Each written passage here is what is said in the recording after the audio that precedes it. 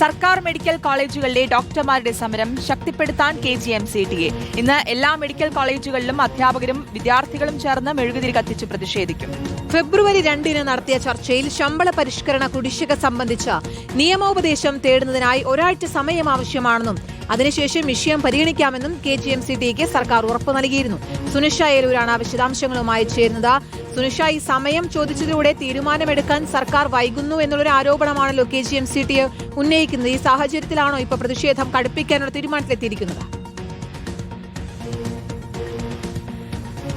അതെ കീർത്തന, നിലവിലിപ്പോൾ ഈ ഒരു സാഹചര്യത്തിൽ തന്നെയാണ്. അതായത് കഴിഞ്ഞ ഈ സമരം തുടങ്ങിയ ഘട്ടങ്ങളിലെല്ലാം തന്നെ ചർച്ചയ്ക്ക് വിളിച്ചുകൊണ്ട് സർക്കാർ പറ്റിക്കുന്നു എന്നുള്ളത് തന്നെയായിരുന്നു പ്രധാനപ്പെട്ട പ്രശ്നം. അതിന് പിന്നാലെ കഴിഞ്ഞ ദിവസം അടക്കം, അതായത് കഴിഞ്ഞ പ്രതിഷേധ സമയത്തടക്കം ഈ സർജറി അടക്കം മുടക്കിക്കൊണ്ടുള്ള ഒരു പ്രതിഷേധത്തിലേക്ക് കടക്കുമെന്ന് പറഞ്ഞപ്പോഴാണ് വീണ്ടും സർക്കാർ ചർച്ചയ്ക്ക് വിളിച്ചിരുന്നത്. അതിനുശേഷം ഈ ശമ്പള പരിഷ്കരണത്തിന്റെ കാര്യത്തിൽ നിയമോപദേശം തേടിയതിനു ശേഷം അതിന് 7 ദിവസത്തെ സാവകാശം വേണം, അതിനുശേഷം ഒരു നടപടിയിലേക്ക് കടക്കാമെന്നുള്ളതായിരുന്നു സർക്കാർ KGM-CTA അറിയിക്കുകയും ചെയ്തത്. ഫെബ്രുവരി 2 ചർച്ച നടന്നത്. അത് കഴിഞ്ഞ ഒരാഴ്ച സമയവും കഴിഞ്ഞിരിക്കുകയാണ്.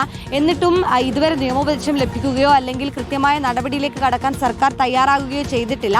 ഇതിന്റെ പശ്ചാത്തലത്തിൽ സർക്കാരിന്റെ മെല്ലെപ്പോക്ക് കാണിച്ചുകൊണ്ട് തന്നെയാണ് വീണ്ടും KGM-CTA ഒരു ഇടവേളയ്ക്ക് ശേഷം പ്രതിഷേധത്തിലേക്ക് കടക്കാൻ തീരുമാനിച്ചിട്ടുള്ളത്. OP ബഹിഷ്കരിച്ചടക്കമുള്ള പ്രതിഷേധം ഫെബ്രുവരി 16 മുതൽ ആരംഭിക്കുമെന്നുള്ളതാണ് അറിയിച്ചിട്ടുള്ളത്. ഇന്ന് അതിന്റെ ഭാഗമായി എല്ലാ മെഡിക്കൽ കോളേജുകളിലും അധ്യാപകരും വിദ്യാർത്ഥികളും ചേർന്ന ഈ മെഴുകുതിരി കത്തിച്ചുകൊണ്ടുള്ള ഒരു പ്രതിഷേധത്തിലേക്ക് കടക്കുമെന്നുള്ളത് തന്നെയാണ്. അതിന് പിന്നാലെ തന്നെ കടുത്ത നടപടികളിലേക്ക്, കടുത്ത പ്രതിഷേധങ്ങളിലേക്ക് കടക്കുമെന്നുള്ളത് KGM-CTA തന്നെ അറിയിച്ചിട്ടുണ്ട്.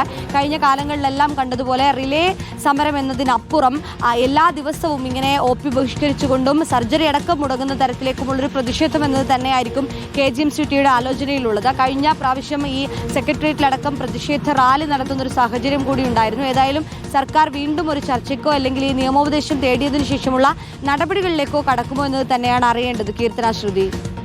ശരി, സുനിഷ ഏലൂരാണ് വിശദാംശങ്ങൾ നൽകിയത്. എന്തായാലും KGM-CTA മെഡിക്കൽ കോളേജുകളിൽ സമരം ശക്തമാക്കാൻ ഒരുങ്ങുകയാണ്.